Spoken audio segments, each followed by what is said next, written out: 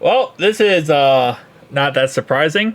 As we've been talking about on this channel for a bit now, the Galaxy Z Fold 7 is just going to be the Galaxy Z Fold 6 Special Edition, but with a digitizer layer, so it's not going to be as thin. It's going to have a bigger outside display, not by much, by the way, not by much at all. And it's going to have a bigger inside display. It's going to go up to an 8-inch inside display, which is what the Pixel 9 Pro Fold is. And other than that, maybe better camera system, same battery, nothing really else is going to be that big of an improvement. So this is really not too surprising to hear.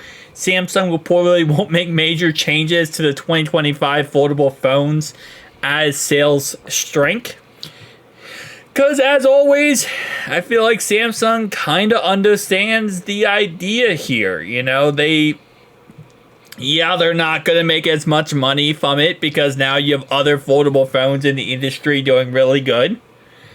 But their core fans that will buy it will still buy the Z Fold series because it's, you know, kind of a, I don't say Samsung fanboy thing, but it's kind of like you love the Z Fold, so you kind of just every year get the new one. You trade in your old one, get the new one. Some people wait a couple years, right? I kind of feel like that's just kind of how they're going about things.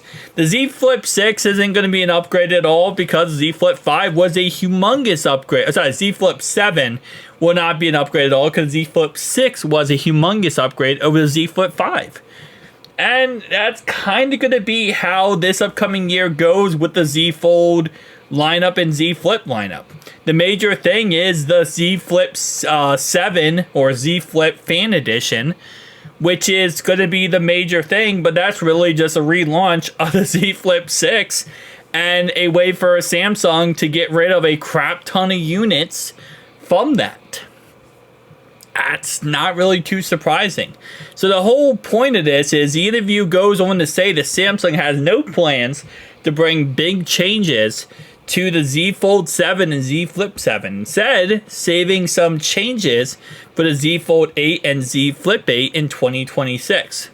Kind of piggybacking off what I'm saying so far, it also makes sense that they're doing this because by that point, the industry will be pushed enough forward that not only will there be new technology and new innovation from other companies that Samsung could kind of take from and add to the Z Fold lineup, it's also going to have a bigger clientele by 2026.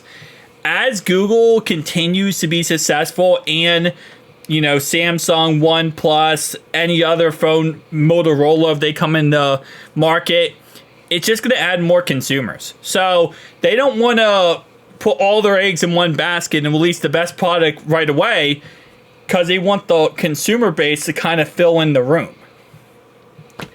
Again, it is what it is at the end of the day. I'm always pro-consumer. I'm always give the best product you can every single time. And this is why, again, there is a really good argument why there shouldn't be a foldable phone released every single year. And they should kind of piggyback off of the idea of every couple years you release a foldable phone. This way you can kind of release the best product every single time and not be forced to try to release the same old thing every single year. But it is what it is. Tell me down below your thoughts and opinions. See you guys next one. Peace.